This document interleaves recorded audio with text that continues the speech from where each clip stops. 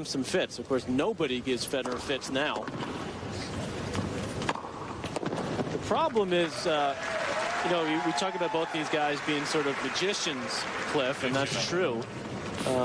The difference is that Santoro's shots that are sort of genius-like are neutralizing shots. You know, he plays that slice off the two-handed forehand side. Federer's genius shots end up being winners, you know, more often than not. So he's just got so much more firepower. But I don't care what the score is, what it will be in this match. It's going to be a lot of fun and extremely entertaining tennis.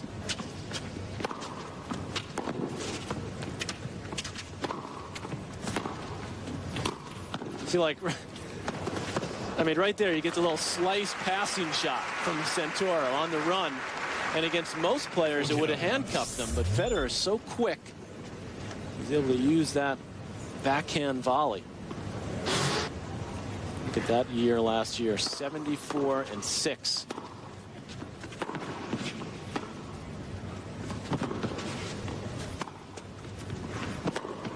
Already, Santoro just getting yo-yoed around the court in game number 1. Federer, by the way, looks very close to where he was born. I know two different names there on your screen, but not far from each other. Fabrice Santoro, by the way, let's be fair with him, Patrick, when you said, you know, his best result here. Well, his best result been 2 doubles wins. So the last time he hit a ball here on Rod Laver Arena was in a winning effort in the doubles final last year. He and Mikhail Lodra beat the Bryan brothers in the doubles final last year. Last time that Santoro beat Federer was in 2002. They played at the U.S. Open last year, and Santoro gave him a pretty good test the last 2 sets. But they've played 7 times, and Federer's won the last 4.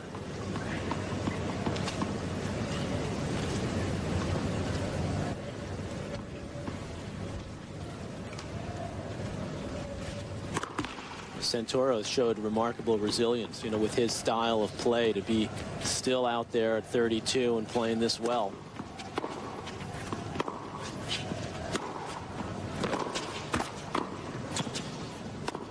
He doesn't win too many points cheaply, Santoro, with the serve or a big forehand. He's got to really think out there and use all the variety in his game. Santoro's dad had some good credentials as an athlete. He was a goalkeeper in soccer. And there's Federer on the run. But when Santoro gets there, he's looking to just neutralize. But again, Federer, unbelievable balance right there on the full run. And you just look at him, makes it look like so routine. 6 straight points.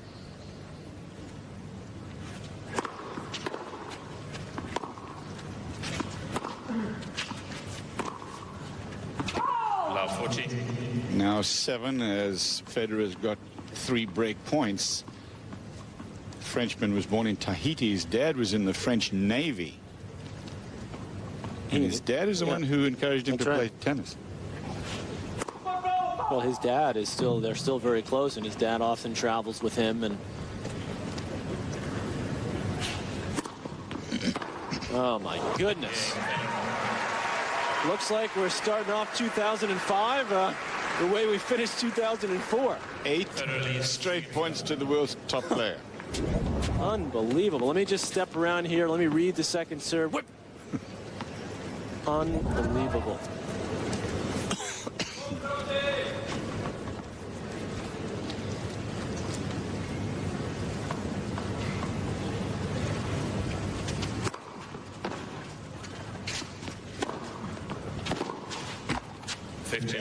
And now you're Santoro right now. I mean, you're just thinking to yourself, I mean, how am I going to survive? How am I going to win games at this stage? I mean, that's what's going through his head right now.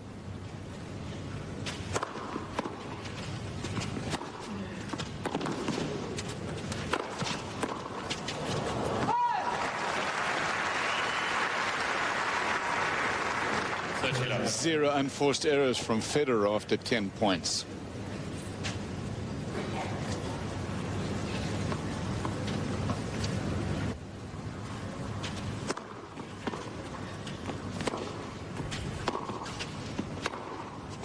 Oh, That forehand has so much action on it, so much racket acceleration when he makes contact with that ball. Look at this speed. Look how he quickly gets around the ball, and look how he whips it across his body. That's what generates all that spin and pace.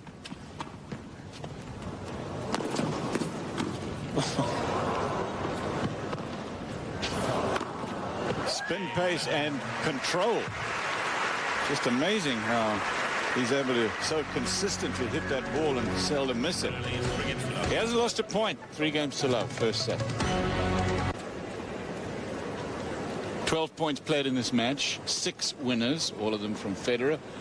Santoro's made 1 unforced error. Federer has made 0 unforced errors. It doesn't get much better than this. On fire, first set, 3 games, Federer.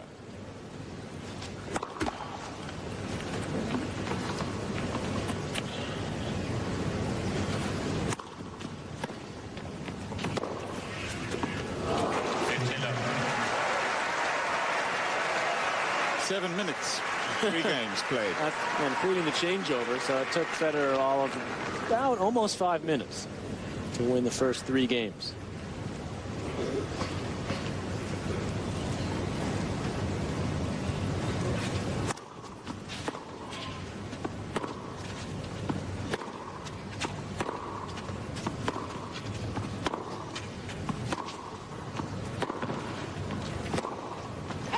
Mike, let's see, 7 minutes. We haven't talked about the surface yet, but let's talk about it because it's a really important part of this tournament. They say, or at least Leighton Hewitt was complaining that he would like it a little faster than it apparently is. It's going to get a little quicker as the tournament matures.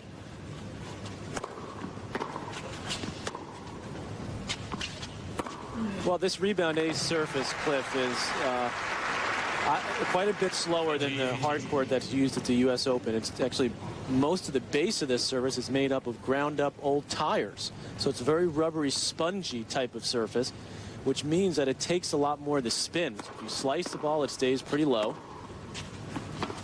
And the topspin really takes on this court. That slice, he stayed pretty low. Federer knocks off the volley, but really it accentuates the topspin. And it gives players, I think, a little more time to set up on their shots off the ground, more so than the U.S. Open court, which is a deco turf surface. See, that slice stays very low there and sets up Federer for the volley. U.S. Open surface, the ball skids through the court a little bit more.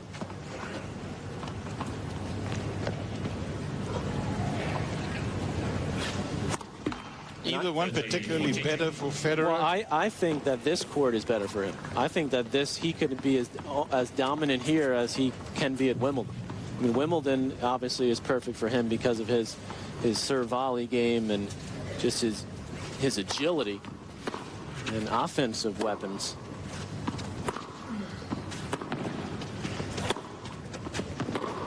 But this court just gives him that little extra time to set things up. Which he does and breaks again.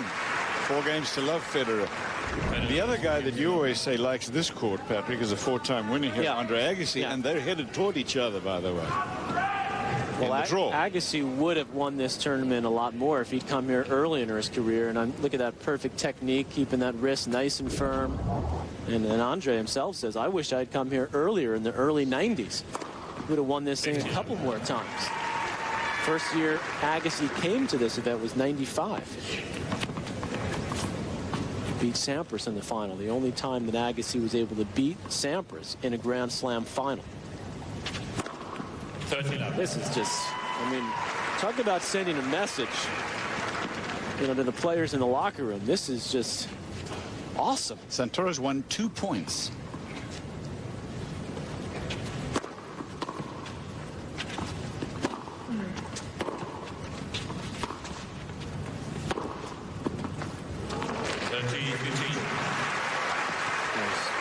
Santoro having to thread the needle with that backhand up the line just to win the point.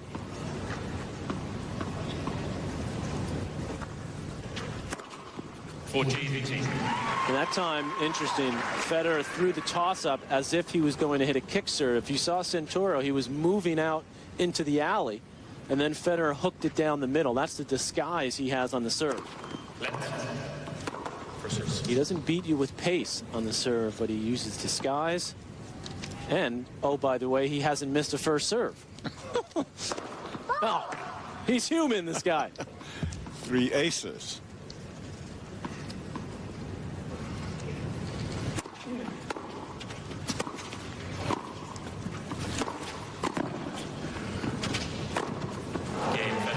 Federer has got 5 games to love.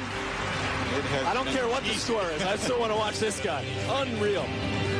Flinders Park railway station. This place used to be called Flinders Park until it was changed to Melbourne Park. It's just down the road from here. In fact, you can be there in about an 8-minute walk from Rod Laver Arena. It's the busiest suburban railway station in the southern hemisphere and a famous landmark here. Roger Federer making his mark, 5 games to love. Losing so far only 3 points to Fabrice Santoro.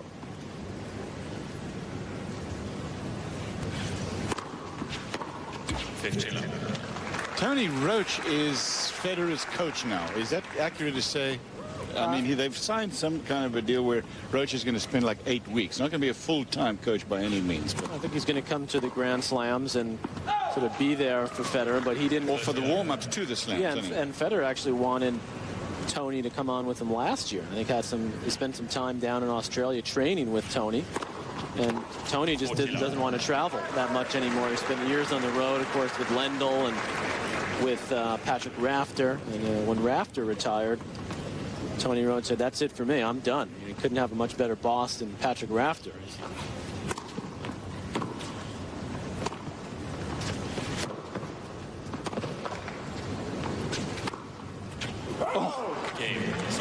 Santoro's on the board.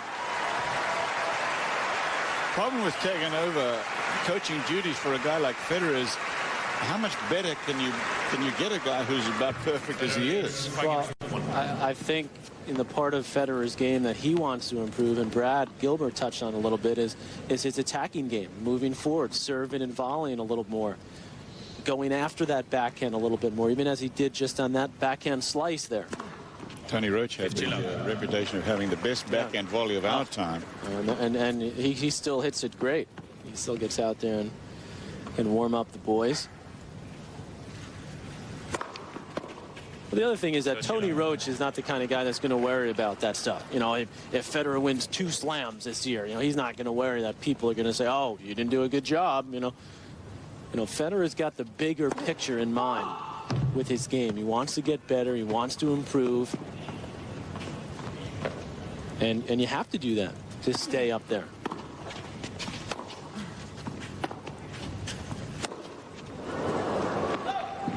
He keeps it simple, Federer. He talks about defending my Wimbledon crown and to maintain the #1 ranking. That's what I'm aiming for. And that's pretty simple. And obviously, his sights are a bit higher, but those are the 2 things that he points to. 30 on. And I like the attitude as well. Another thing that he says is that somebody who beats me is going to have to be playing good tennis. 30 all. Serving for the first set. Let's proceed.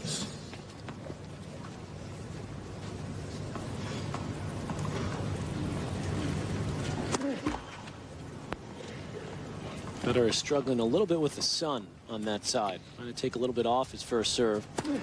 Yeah, and that time throws in the double. He's been sort of checking that sun over there a couple of times.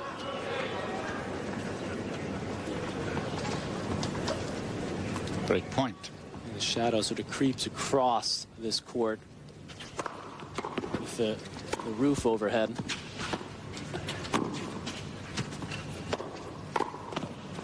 Now, see, that's something you may not have seen Federer do a year ago. You know, he came in, he sort of snuck in there. He's trying to, right there, he recognizes his chance to come in. Santoro makes him play a pretty tough volley. And then Fabrice actually had much more to work with. He should have done better with that pass.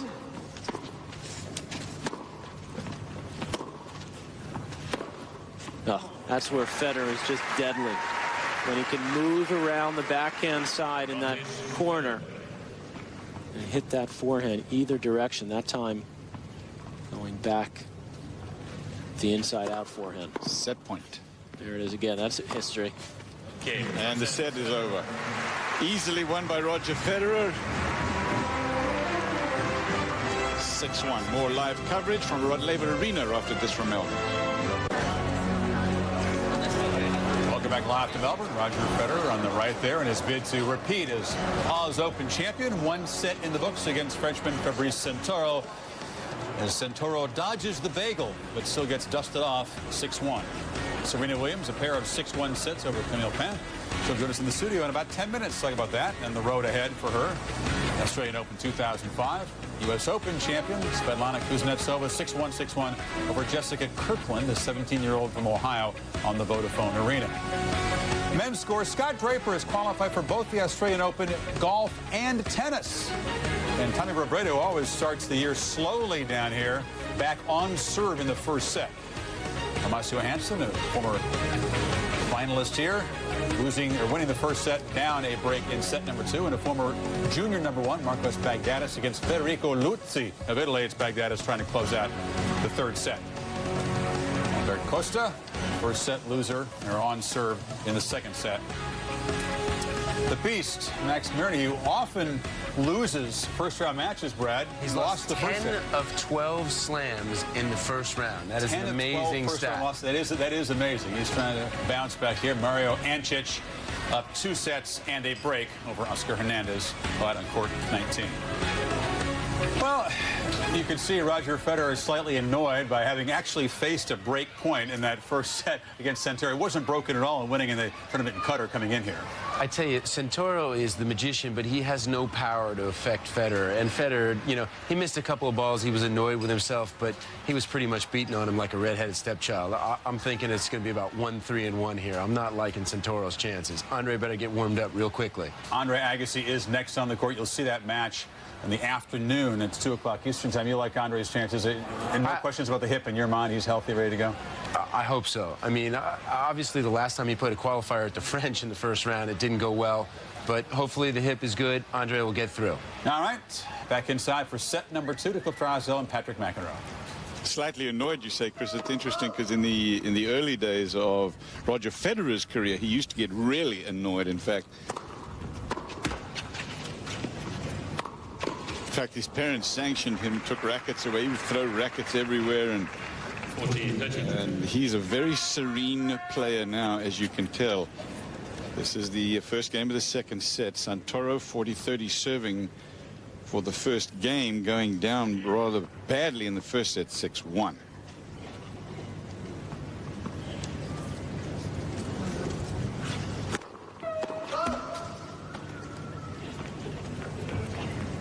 Borg went through the same thing as a kid. He was a wild man and then ended up being Mr. Cool.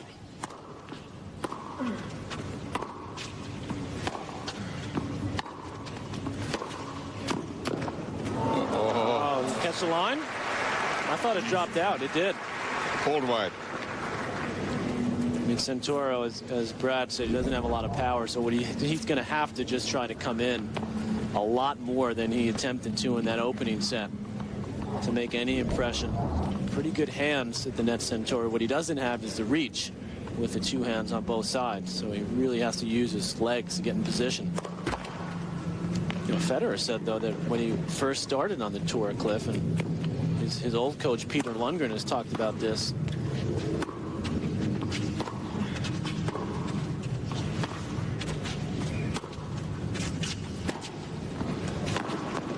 He said that because he'd gotten all ornery and had some trouble with his attitude when he was young, then he said he went the other direction. He was almost too calm and didn't know when to pick himself up. And now, obviously, he's found that balance. I mean, he says he's feeling a lot of pressure, and you hear him every once in a while say, come on, and pump himself up.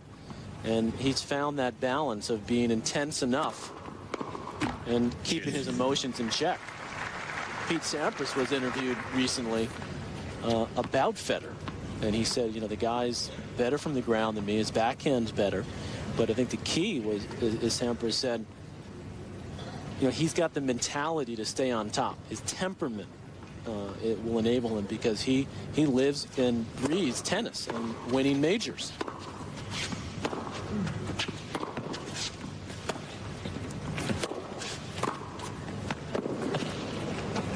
Another break chance coming up here for Federer. Pete knows all about that. 6 years at number 1.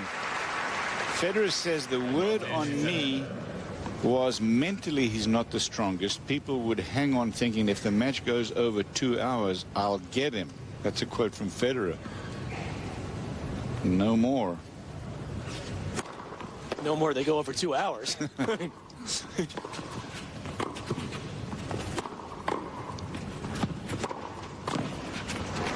Great anticipation there from Santoro. He guessed right. Twice in a row. First player since Wilander back in '88 to win 3 majors in 1 year. The only one Wilander did not win that year was Wimbledon, lost in the quarterfinals. But Wilander went away after that. He said, I had nowhere to go. I reached number 1. No staying power.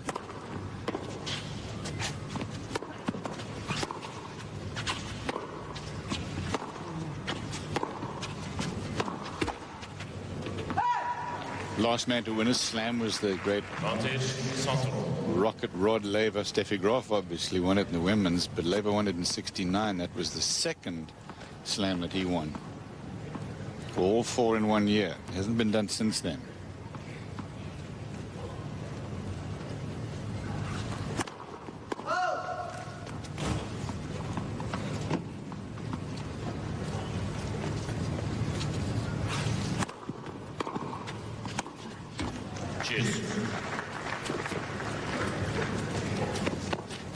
Well, they're all chiming in on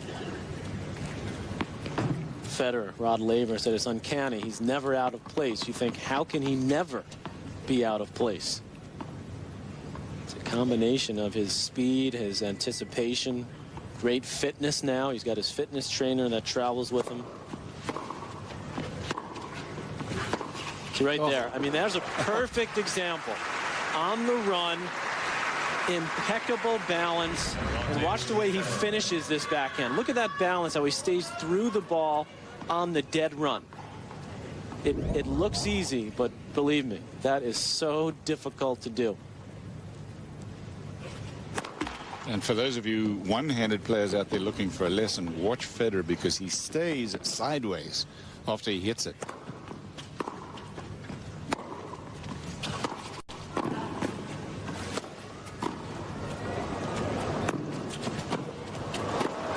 That's out.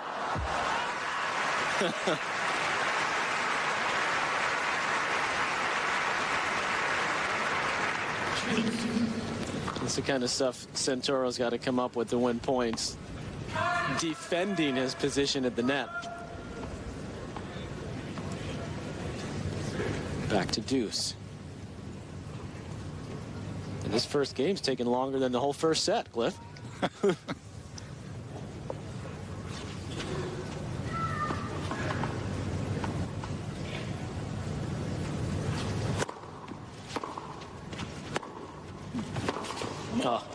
Another chance to break. First game of the second. Roger Federer's mom, born in South Africa.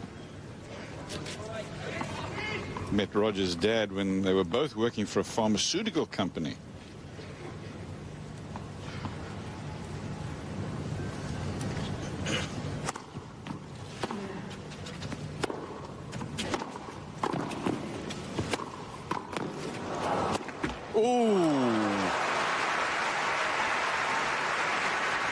Might go down in the unforced error column. Santoro might pull a muscle the way he's stretching out, just trying to stave off these passing shots. I mean, he's in very awkward positions up there. Little headgear. We got to try that hat on you later, Cliff. I like that look you had earlier. Thanks a lot.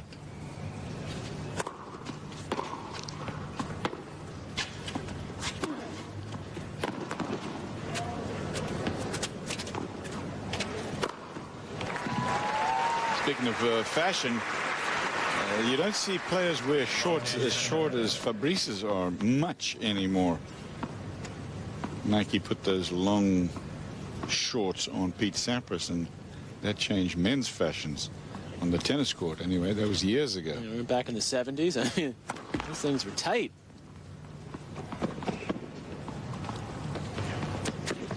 Break point.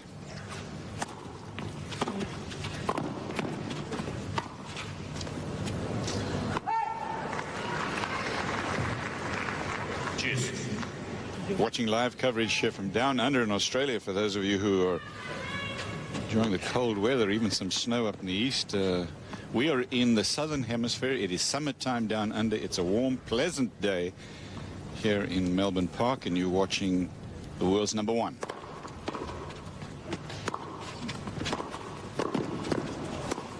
I mean, look at him again at full stretch, Santoro. I mean, you got to hand it to him. At least he's trying to get into net. He knows if he stays back, he's just going to be an absolute yo-yo. But that's what he is when he comes to net as well. Look at the stretch. Keep that one alive. Again at full stretch. Another break point.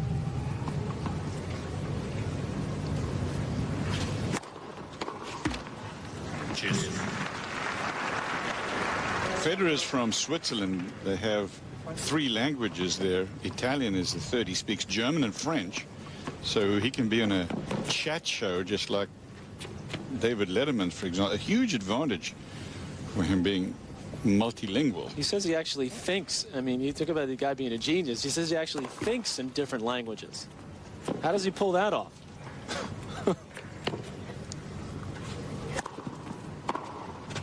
Advantage, Federer.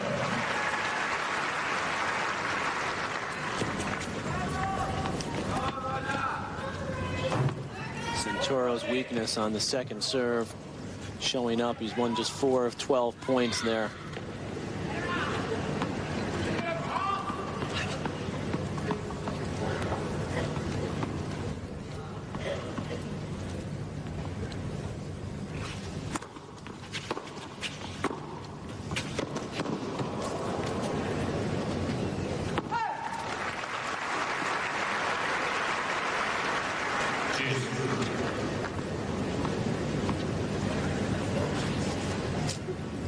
Never has Santoro had to work so hard to win a game. He worked pretty darn hard last to win year. a match, didn't he, right, the French? Against Arnaud Clément, the longest 6 match, hours and 40 or something? 33 minutes over 2 days. And became the longest match in recorded tennis history. Broke the one between my brother John and Wieland, Davis Cup match. St. Louis. 16-14 in the 5th set. Santoro took out his countryman Clément. Nelson Dubar versus Hepner. It's a women's match. 84? That one slipped my mind. Advantage, Federer.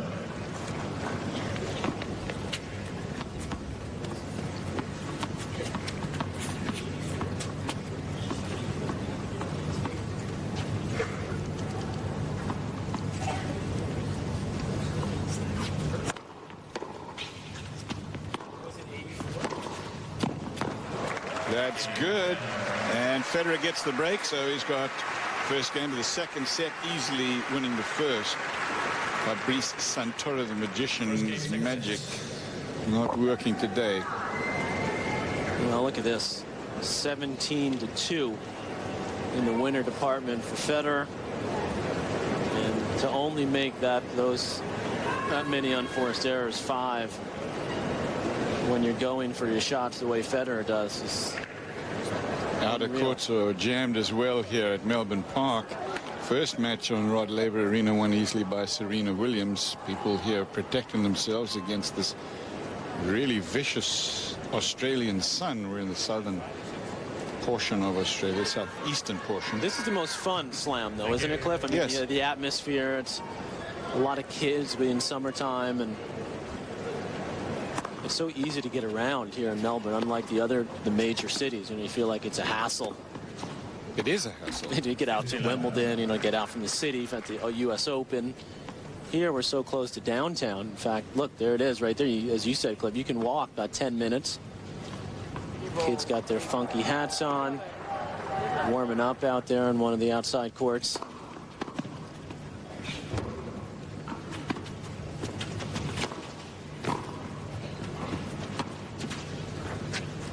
And of course, Cliff, what this tournament has that all the other slams don't have is they've got the retractable roof. So when it does rain, and not only this court, but the Vodafone Arena as well, so you can have 2 courts going. And of all the rain problems we've dealt with at Wimbledon last year, the U.S. Open the year before last, that's a pretty nice luxury to have here.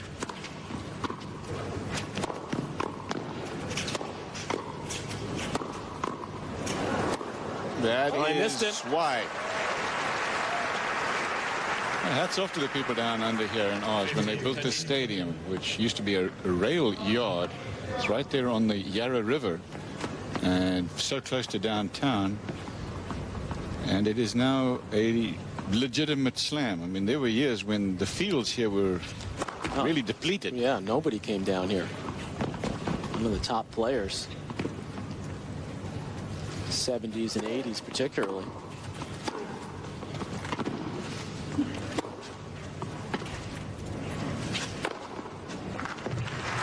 And for the first time at the Australian Open in the men's final will be played at nighttime here, prime time. They've done that, of course, at the U.S. Open for the women the last couple of years. The men will play Sunday night, the final, which unfortunately for us means that it'll be in the middle of the night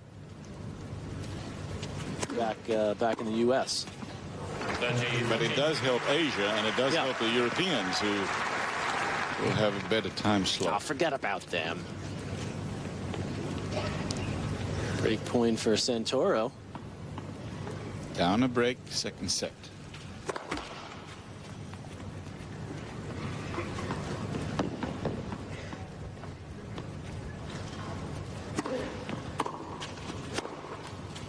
Oh. What a shot. I mean, it looked like a pretty decent return from Santoro. Good depth down the middle, but Federer just took it right off the bounce and whips the forehand winner.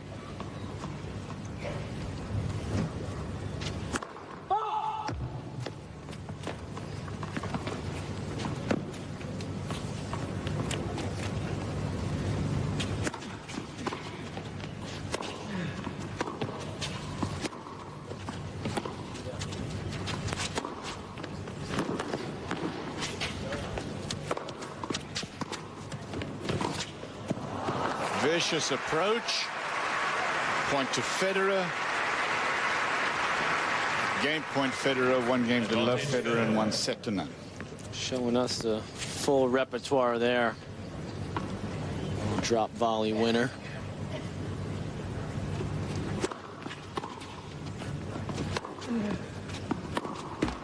Game Federer. 1 set, 2 games to love. Federer leads 2 games to love. Continuing our coverage tomorrow afternoon, ESPN2. Please make sure to join us for that. And then at 10:30 Eastern Time, 7:30 out on the West Coast. First Australian, first Grand Slam of the year from Australia. I like this. We got our camera out there in the outside courts.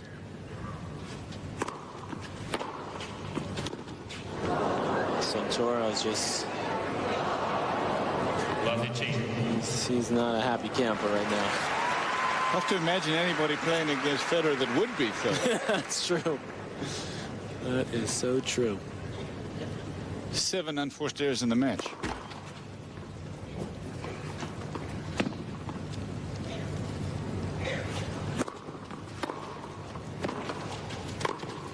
Line 13. First round matches, but some interesting ones. Roddick and Labatze. Labatze, sort of a wild man. He can crank the ball. Hewitt against Clement. That'll be a good one. Henman Saulnier, this pretty tough Frenchman. Hinman had a great Grand Slam year last year. 2 semis and a quarters. 2 semis at the French and the U.S. Open. 15-30. Hewitt coming into this event off of a win. And Sydney, Lindsay Davenport will be in action. Messina. Mentieva.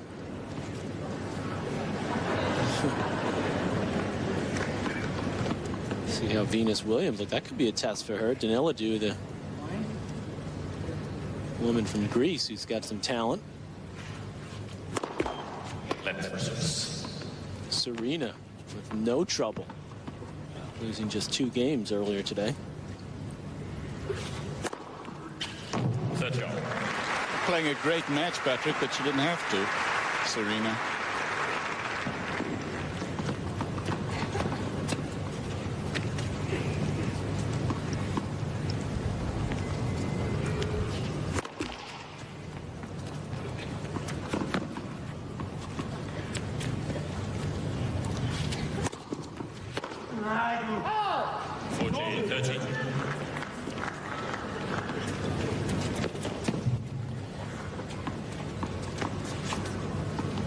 Zuluaga winner that's just finished. Mirza over Watson of Australia, 6-11 the third. Sugiyama. That's the first little upset. Yeah, she went down in straights.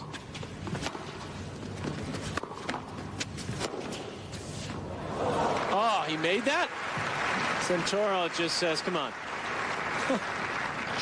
How about the angle there? Where did he find this shot? Unbelievable. He was able to hook it and keep it that short. So far behind the baseline.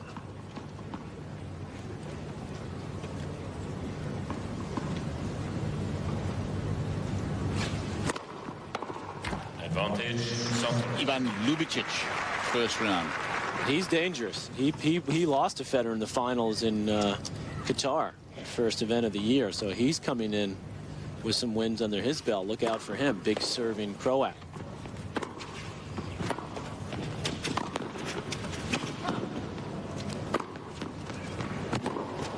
Game, Santoro. 2-1 Federer. He is on a row. When we come back, Serena Williams will be talking to our guys in the studio. 6-1. Back live in Melbourne, Roger Federer up a set and up a break over Frenchman Fabrice Santoro. Back to that action in Rod Laver Arena very soon. First up, day 1, Rod Laver Arena, Serena Williams dusting off Camille Pain, a French woman who tried to give you no pace, no angle, and produce errors, and you would have none of it. A great grade your first round performance. Well, it was an interesting match because I've been practicing with Venus, and everyone's hitting so hard on the tour nowadays, so it was kind of different for me to go out there and, have this different pace. So once I got used to it, I was able to, do okay, I guess. We'll see some highlights here. It wasn't a great service percentage, but you were so dominant on your serve. You lost very few points on first serve. Yeah, I think I was hitting down on my serve a lot, but I guess I have to work on that. Oh, Brad's here. We can work through that service part right here. This is a... Yeah, I need it really bad. Other than that, though, you felt good about it? I think I was coming in a little bit more.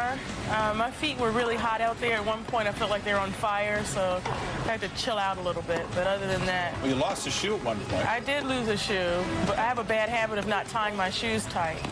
So...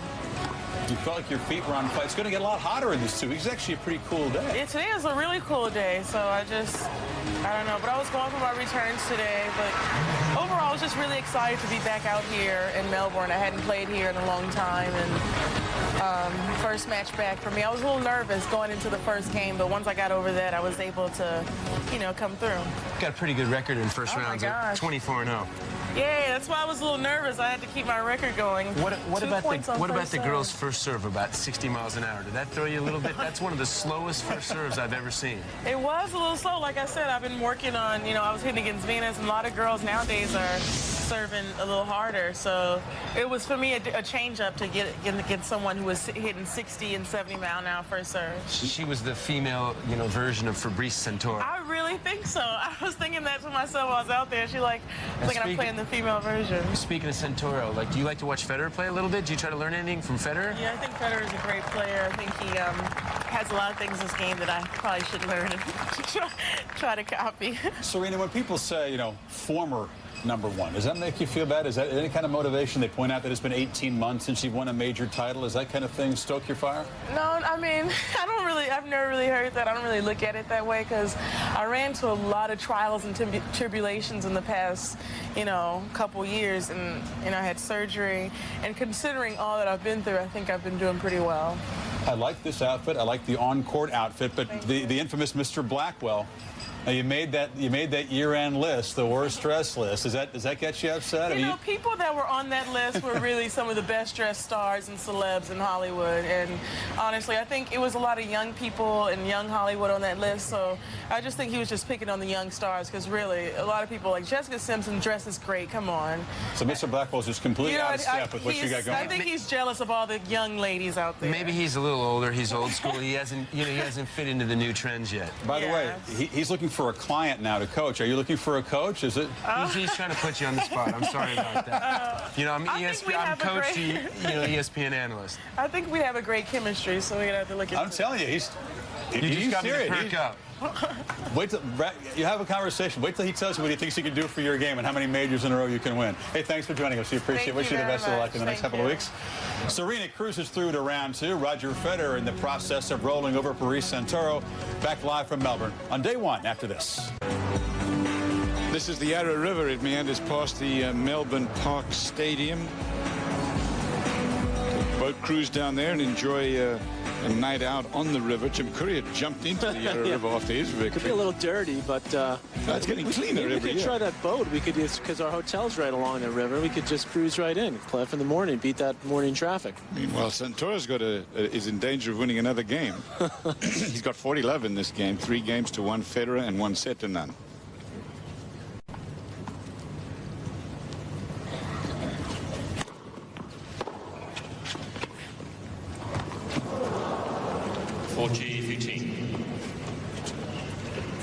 We might lose Gilbert as an analyst. I mean, after day 1, Serena she might just hire him right now. I mean, this Chris likes to get in the middle of all this stuff.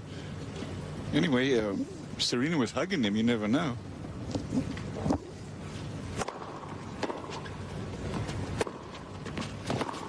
Oh, yes. 40-30.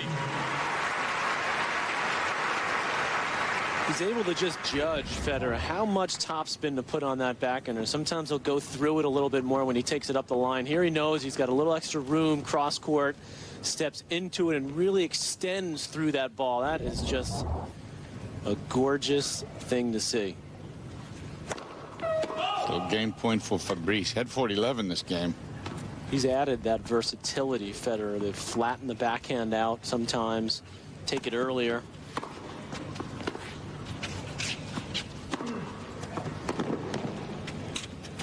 That's just too tough. That forehand on the line. There's no real defense against that. Well, the thing about that shot, Cliff, is not only does he get great depth and direction, but when that ball hits the court, especially on this bouncy surface, it almost feels like when you're his opponent that it takes off. It picks up speed because he gets so much spin on that ball and acceleration. Oh, yeah, he was just waiting for that one. Slight mishit from Santoro, and Federer steers it down the line easily. So controlled. Even his mishits are beautiful. I mean, look at that.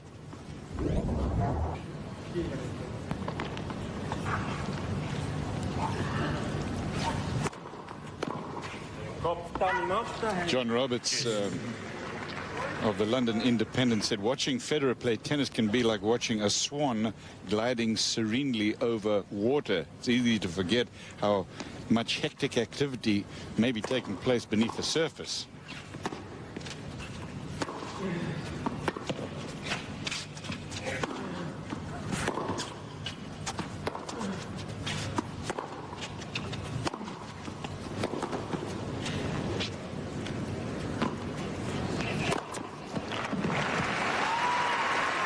Great point.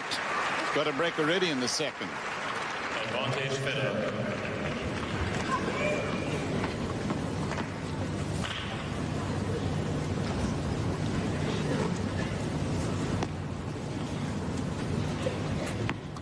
Interesting to hear Serena talk about their shoes getting so hot. Patrick, it's going to get a lot warmer. It's supposed to really heat up on Wednesday here.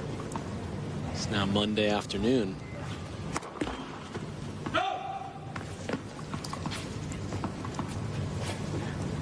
About 1:25 in the afternoon. Game Federer. Here in Melbourne, as Federer gets another break a serve, that's the insurance break. In the second set, he easily won the first. This is the Grand Slam, the first Grand Slam of 2005, and it's down under in Oz. Our Pacific Life between the lines. The variety of Roger Federer. 34 winners for the world #1. Doing it with the forehand, looking to attack a little bit more. Perfect positioning. Knocks off the forehand volley. He's won 22 of 28 points a net. Throw in 4 aces. And you're getting the full package of Mr. Federer here in this opening round. That's our Pacific Life between the lines. 6-1, 4-1.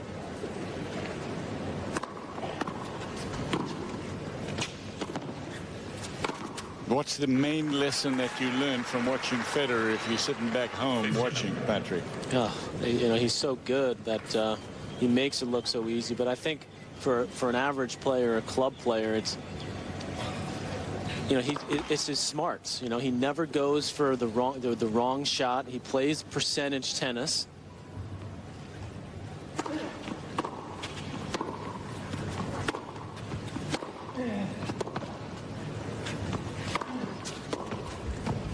You know, he knows when to go on the offensive and when to play, you know, the safe shot, the little cross-court shot back into, you know, the middle of the court. But if you're thinking of playing like Roger Federer, you can forget that. This guy, and most of the players say the same thing.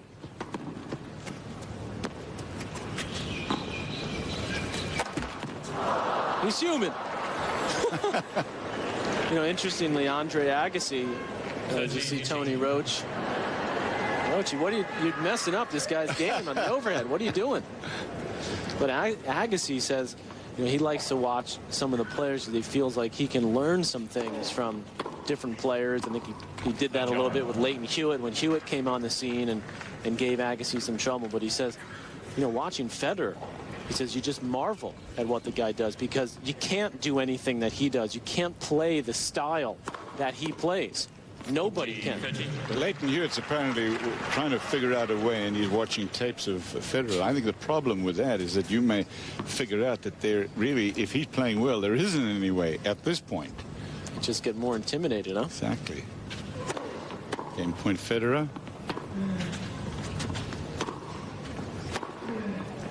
And game to Federer, 5-1. Speaking of sitting at home and what you can learn from this, what we learned from our boss, Jed Drake, is that he's sitting in Connecticut under 4 inches of snow on his deck, watching us here enjoy the summer. Oh, we miss you, Jed. Well, it's too bad. And look at that sight right there. About 80 degrees. 80-degree, little breeze. Watch some outside courts.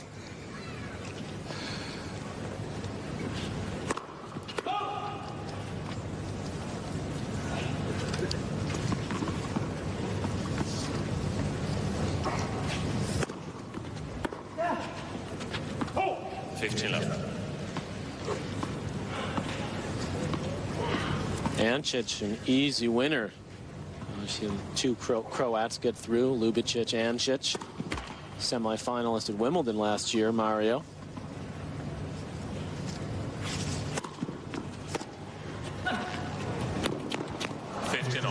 Jitkova with a win also here as we start day 1 of this first Slam of the year over Virginia Ruana Pascal.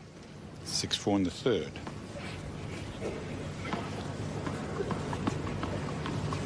(6-1, 5-1). This is a little bit of a repeat, isn't it, after Serena Williams' 1-1 victory in the first match here on Rod Laver Arena.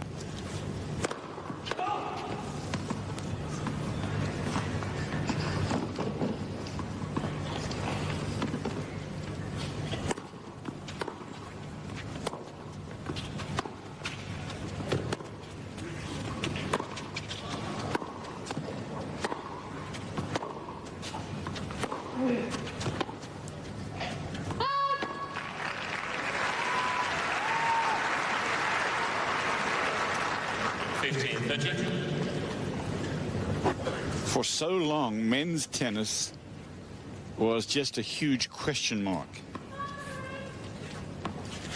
So many players with the opportunity to win a slam. Now, that has changed with this man who dominates the men's tennis game.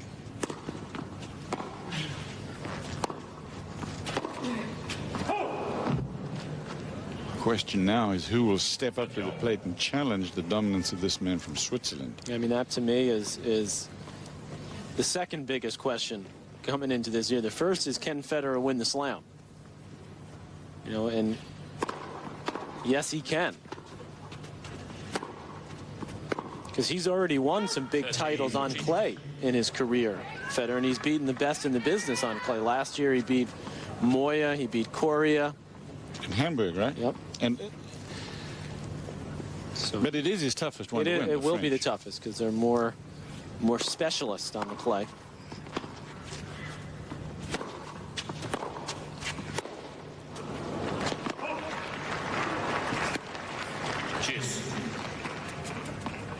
And you know, when you look back at the last 20, 25 years of the men's game, you have the dominance, but then you have the players that figure out a way to compete with the guy at the top.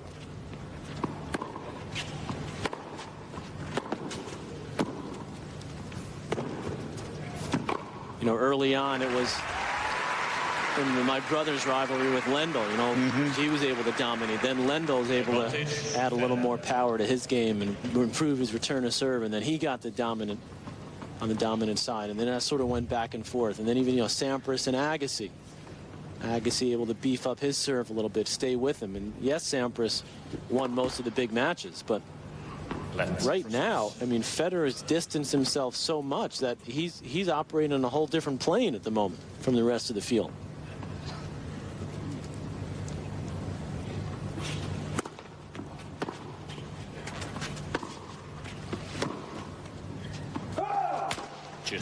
Sort of funny. He's got a nice sense of humor, Roger Federer, because he had talked about the players that can challenge him, and the Australian press said to him, well, you know, you've mentioned Leighton Hewitt as a real threat. He said, yeah, well, I'm in Australia, you know, so I have to mention Leighton Hewitt. Presumably, if he was in the U.S. He knows how to give people good copy. Yeah, if he was in the U.S., he'd say it's Roddick. Exactly, or if he was in Russia, he'd say Safin. Right. He's figured this thing out.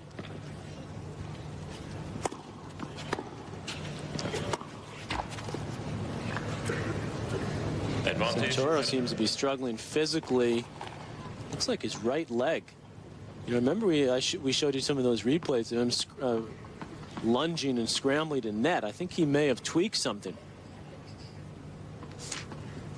This thing could be over after 2 sets. The way he looks right now. Little default? I mean, if you're Santoro, there's no reason to stay out there because you're just going to get jerked around even more. And no chance of winning the match. Yeah, so he's struggling to get to that one. That could be it. Yeah, he may be done. Looks like he's walking to the net. Straight to the net. Well, hasn't said anything just yet. You know, he's got to think about the doubles event, too, which, for the most part these days, is his bread and butter, but I guess he's going to stick it out. 6-1, 6-1. Well, one of the guys who are going to challenge Federer is he's all buffed up. Put on some weight, Hewitt. Australia's hope.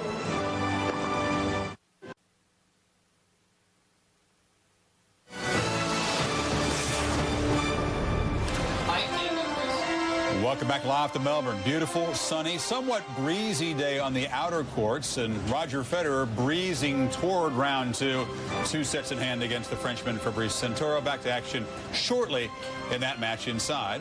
Updating other scores around the ground. Tomas Johansson, the champion here in 2002, up 2-1 against a young Aussie, Peter Luchak.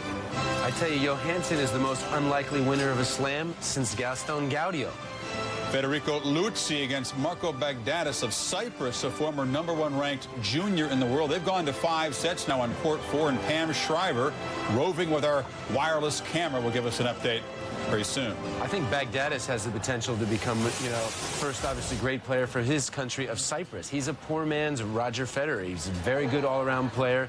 I like his game in the next couple of years. This is court 2 right now as Gaston Gaudio, the Argentine in the far court, the champion, the unlikely champion of last year's French Open against American Justin Gimelstob, who's kind of come out of retirement, really. He was a broadcaster, really, and he's quit the broadcasting to get back on tour. Talked to him last night. Feels good about his chances here.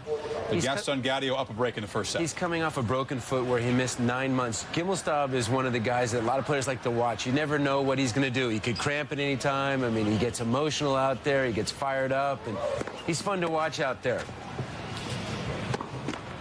I tell you, he's the heaviest sweater I've ever seen. He's sweating in the locker room before he's getting out there. So he's got to learn to calm down a little bit out there because he's had a lot of problems in his career with cramps. But it's the sweating. I'm telling you, this guy could sweat in the swimming pool. Well, Gaudio is the guy, of course, who famously benefited from the cramps suffered by Guillermo Coria. Coria was cruising along on the way to his first major title, up a couple of sets in a break in Roland Garros, and then not the heat so much as the tension, the pressure of the situation causing the cramps, and Gaudio was there and still had to fight off a couple of match points to eventually win that title. I tell you, it was one of the biggest shocking losses since Safin lost here in 2002 to Johansson. I mean, that's a match Coria's got to win every time. You're up 2 sets, 4-all, love 40. He lets a match get away from that. I tell you, Gaudio's got one of the most beautiful one-handed backhands. I mean, he's the quasi-opposite of watching Gimelstob, who's kind of grunge out there a little bit. Gaudio is like barely sweating and beautiful one-handed backhand. We'll keep you posted on that match right now. Gaudio cruising along up 5-2 in the first set. Those guys are playing in the same quarter of the draw that features Marat Safin and Carlos Moya. What are your thoughts on that quarter of the men's draw? It's the opposite quarter from Federer's quarter. Yeah, Safin obviously is the most unpredictable player. I mean, it's all depending on which side of the bed he gets on. If he wakes up and he's feeling good, I mean, he has such heat and artillery out there.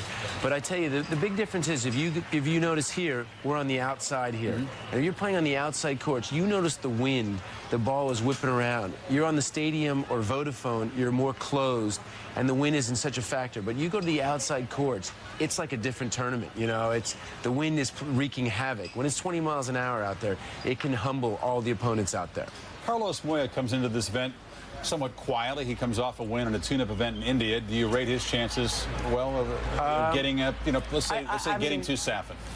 I rate that he can get to the second week, but I give him no chance, at 28 years old, being able to win this tournament. He can get into the second week, but his best days of winning slams are long behind him. Okay, let's go back to this match on court 2 between Gaston Gaudio and American Justin Gimelstob, who will serve now 2-5 first set. I think Gimelstob in this match, he needs to come forward and try to rush Gaudio on everything. Serve and volley, chip and charge, make the points as short as possible.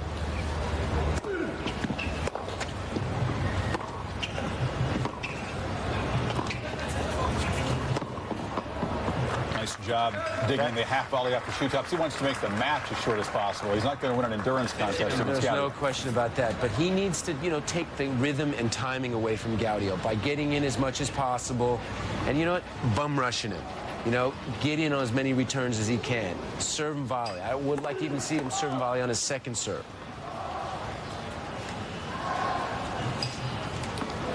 Old school Aussie tennis he needs to play. Serve and volley. Bring the bugle. Do-do-do-do. I'm coming forward. Justin, not traditionally a very fast starter to the season. He's only won one career match in 6 tries of the Australian Open. That's a stat he'd like to forget. But 2 weeks ago in Chennai, he did get to the quarterfinals. He started his year by winning a couple of matches and lost a match to Zib, which was actually a very winnable match for him to make a semifinals there. Gimelstob with the forehand winner there. 3 points to get to 3-5 in the first set.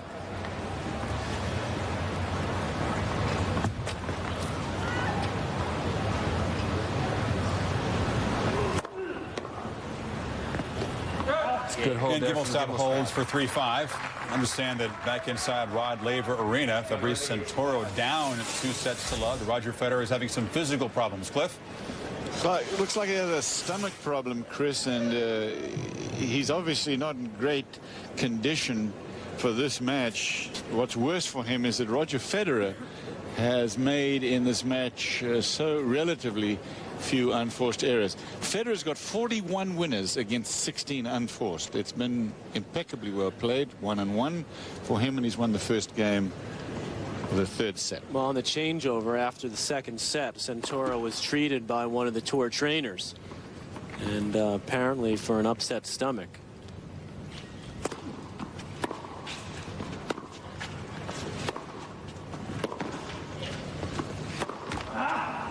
But he's clearly now struggling. You must see him in between, even during the rally. Santoro is basically just standing there, floating the ball back.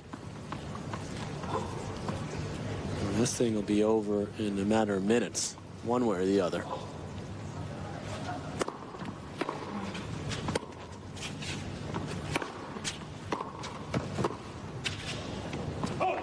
I'm interested to hear Brad Gilbert dismiss Carlos Moya so relatively easily. What do you think of the draw here for Federer, Patrick? Because you like Agassi's game here on this court, and the two could meet in the quarters. Federer's got a pretty easy draw, I think, for him until the quarters, when he could obviously take on Agassi. Joachim Johansson, the big serving Swede, is in there, and I think he's very dangerous. He's a guy that took out Andy Roddick in the U.S. Open quarterfinal last year. But he's heading toward Agassi. Yeah, so I mean, but I think that's a danger guy potentially for Agassi in his section. But I think Moya's got a little more of a chance. I mean, I think obviously he's not the favorite, but he's extremely fit.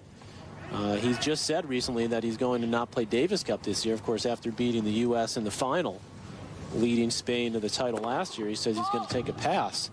Federer said he's taking a pass also. Well, he's been a one-man team for a couple of years, so he's frustrated with that. But Safin's in this half of the draw also. Safin is dangerous, but I think Moya could be a factor.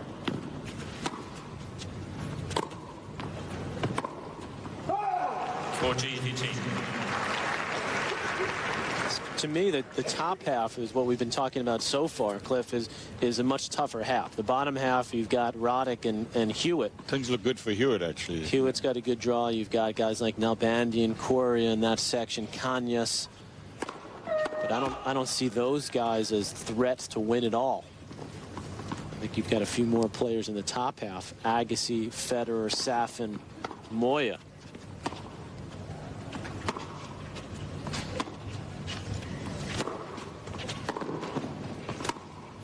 Yeah, there goes Santoro. They're keeling over there after hitting that backhand. 14-30. Very much struggling.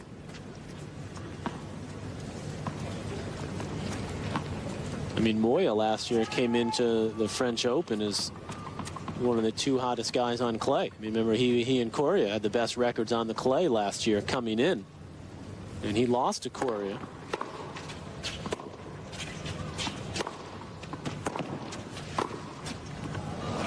He's disappointed me, Moya, over the last couple of years, because every time I go into a tournament like this, I'm thinking that he has got a chance to go all the way, and he never really has. So we'll see. Well, he made the final here way early in his career when he lost to Pete Sampras, 97. He won the French. Advantage Santoro. Advantage Santoro, 1 game to Federer, 2 sets to Federer.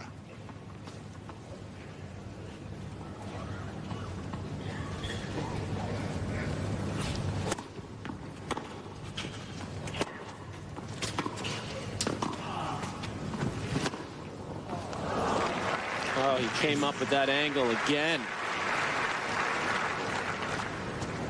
A forehand dipper cross court.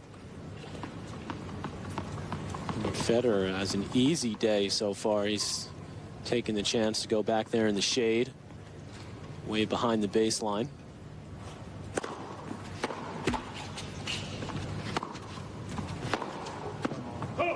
Advantage Santoro. Over on court 2, Gimelstob breaking back, so the back on serve now. Gimelstob serving to stay in that first set. And Justin's had some tough luck with some nasty injuries, so good to see him back and just getting straight into a major. Santoro able to hold. 1 game apiece in the third set. First 2 sets going to Federer, losing only 1 game in each set.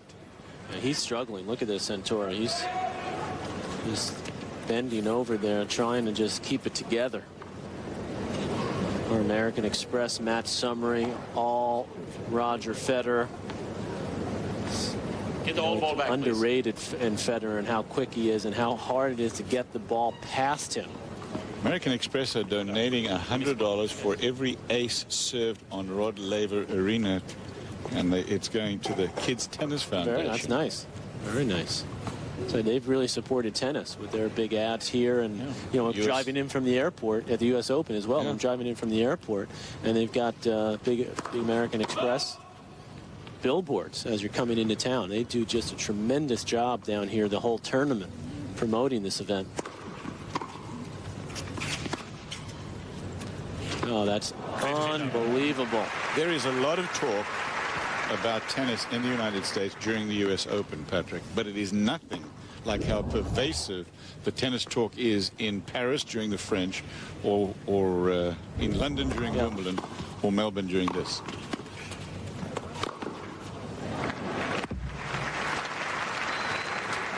So we love Federer.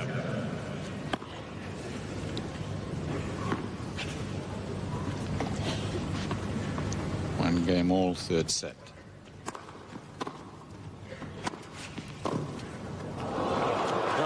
Stab volley from Santoro is just trying to finish these points off. He's really suffering. 30-18.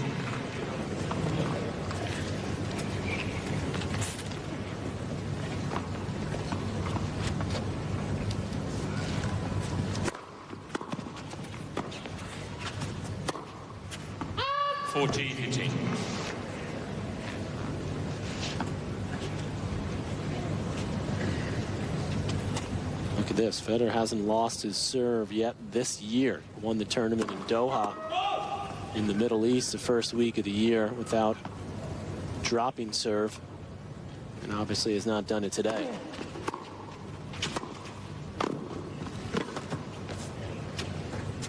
It's good. Oh, going for a drop shot that Santoro would have been proud of. Full game point Federer.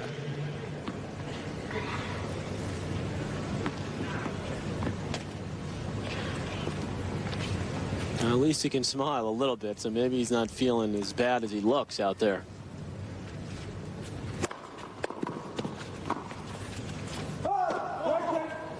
Correction. All good. They'll play two. Too bad for Santoro because he hit a beautiful running pass. 14-13.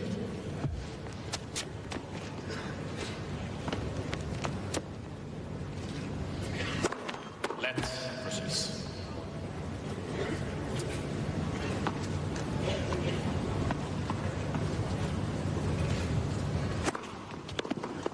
Game, Federer.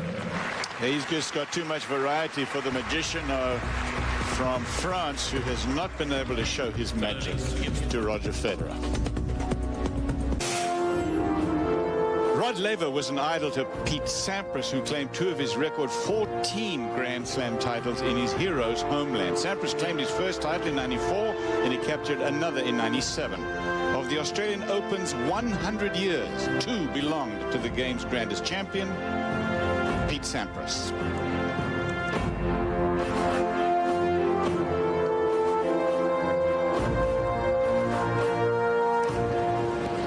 Years of history as Roger Federer leads 6-1, 6-1, 2-1 on serve in the third against Fabrice Santoro.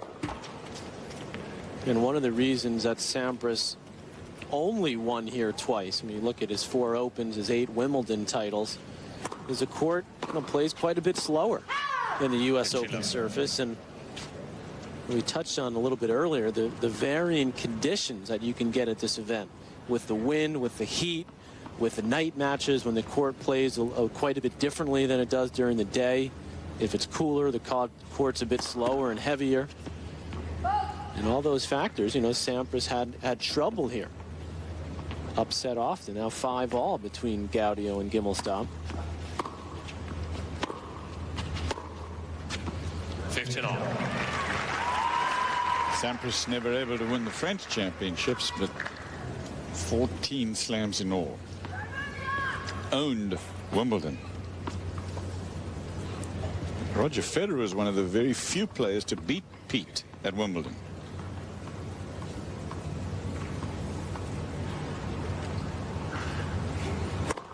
Let's versus.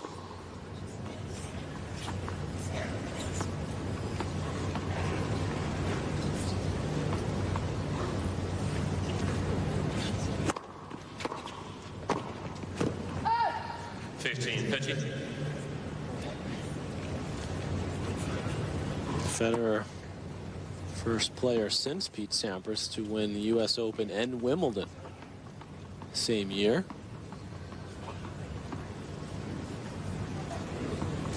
Be going for his third straight Wimbledon title this year. Third job.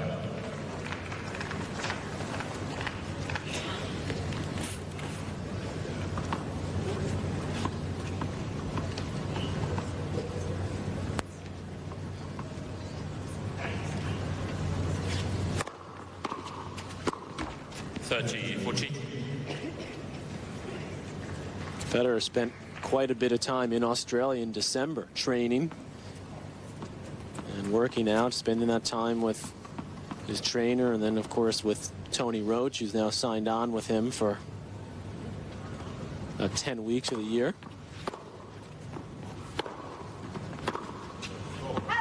Very professional in that regard, Patrick. Remember, he came to Houston, the year-ending championship, a full week before it started. That's right. He hadn't played much tennis after the U.S. Open. Dedication.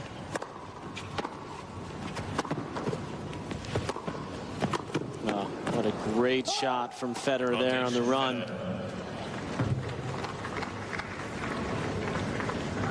Santoro's just getting beat up. I mean, he's got a stomach ache. He's got the wrist taped. He's been grabbing his leg.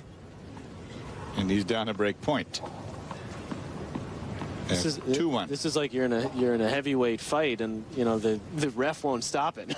You're like, please stop the fight.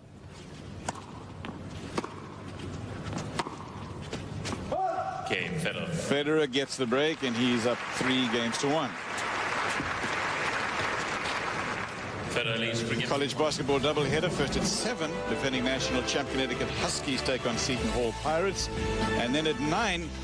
Big 12 high-powered teams will clash. Oklahoma State Cowboys and the Texas Longhorns. That's Big Monday, presented by Bud Light on ESPN.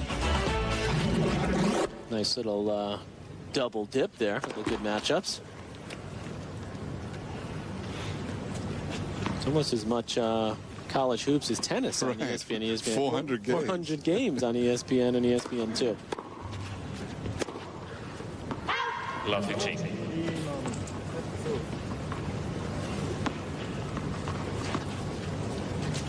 No rest for our buddy Dickie V, big tennis fan. He spent some time with us in U.S. Open Series event in Los Angeles last summer, Cliff. Yeah, he made a lot of noise down there. He was not quite used to the volume level that we talk in tennis as they do in college hoops. He knows his tennis.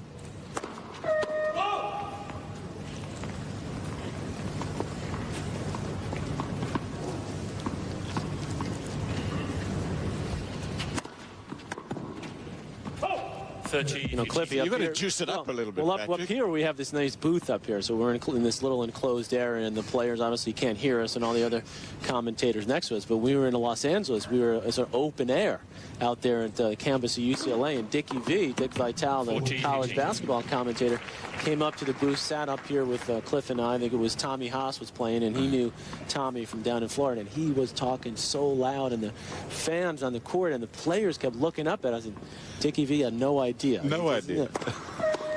And all things, and as I said, he really does know his tennis. And his daughter was his daughter played in college, yeah.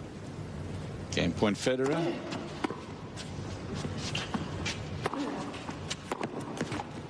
And game. That's 4-1. Players will change hands. We're live down under in Melbourne. First Grand Slam of the year, the Oz Open. Federer in control. Beijing Richard Steele a fight that needs to be stopped, and Rod Laver Arena will be over very soon. We'll get you back out there with Federer 2 games from the second round. On court number 2, American Justin Gimelstob trying to battle into a first-set tiebreak against French Open champion and 10th seed here, Gaston Gatti of Argentina. Gimelstob was down a break in this set. It's now deuce at 5-6. Gimelstob serving. We'll keep you posted on that. And also on court 4, the first 5-setter of the 2005 Australian Open between Marcos Baghdatis, Federico Luzzi, a pair of qualifiers. Pam Shriver has been watching that match. Pam? Well, Chris, it's been an action-packed 5th set so far. At 1-all in the 5th, Baghdatis, who's in the yellow shirt up the far end of the court from Cyprus, sprained his ankle, had an injury timeout. They traded breaks in the 3rd and 4th games of the 5th set.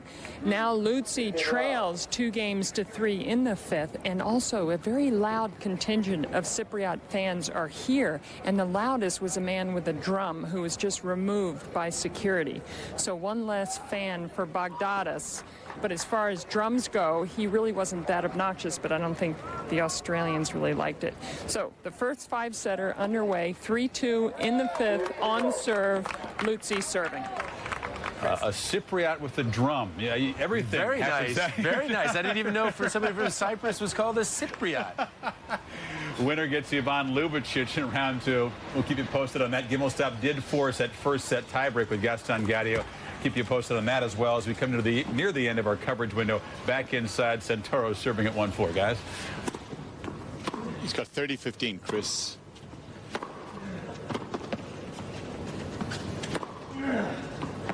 It is 4-1 Federer, 2 first sets relatively easily, in fact very easily, 6-1, 6-1. Roger Federer, the defending champion at this Australian Open. Asked him about that before the tournament started, and he said, I'm sort of getting used to having to defend.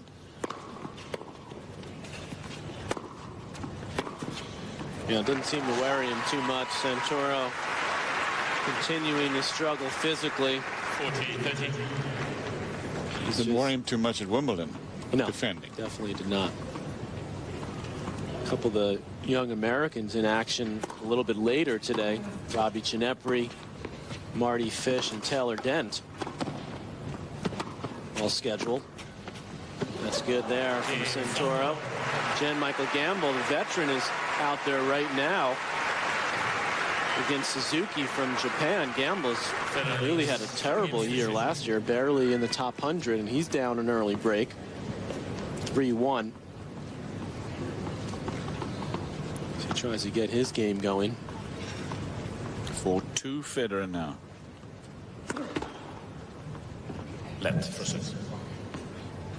Taylor Dent, who, of course, his dad, Phil Dent, former great Australian player. 15-11. He's had some good results so far this year. He beat Leighton Hewitt in Adelaide, first event of the year, lost in the final there to Joachim Johansson.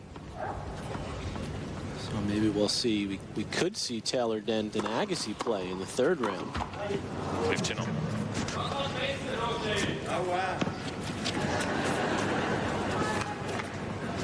Someone said something to him. It sounded like in German, Cliff, and Federer responded. Yeah. He said that he speaks just about any language. French and German, Italian, English, obviously.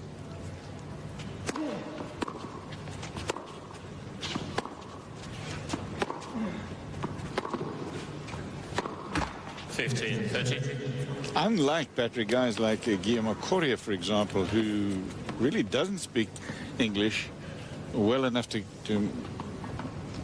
make any sense in a press conference, and I think it hurts him.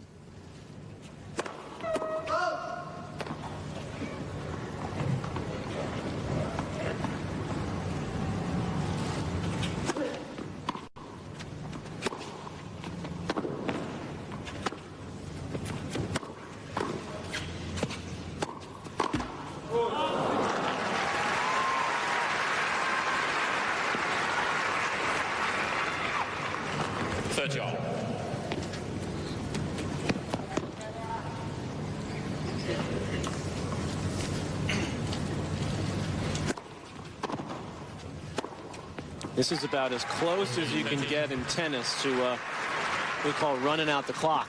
On a basketball game, you're up by 30. you know, going into 5 minutes to go in the game. This, we always say, oh, tennis isn't like that. You know, you got to finish it. Well, that's true here, but there's no doubt about what's been happening in this one all day. 5-2 Federer. Roger Federer leading 5-2 and 2-0, named by the ITF as the men's world champion for last year. There was no contest in that one. Player of the year by the International Tennis Writers Association. BBC Overseas Sports Personality of the Year in December. And in Switzerland, he is famous. In fact, he's famous worldwide now.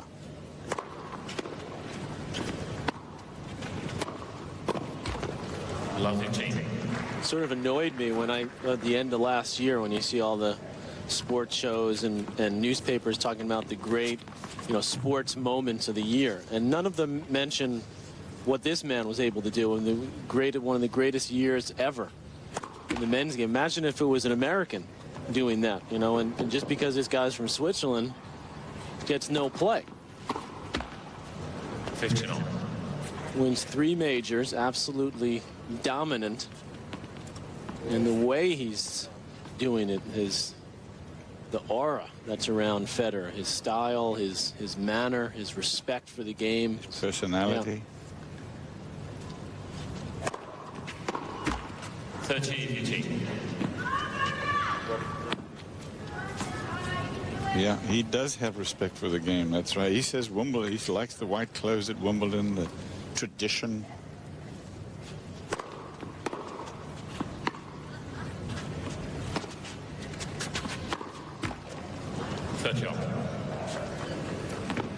Just when you think that a certain style of play will never be able to re-emerge in the game with all ground strokers with topspin, here comes Federer.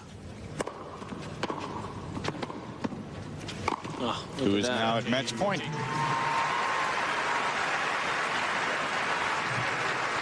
Mercifully for Fabrice Santoro, because not only is he just getting battered on the court, but obviously not feeling 100%.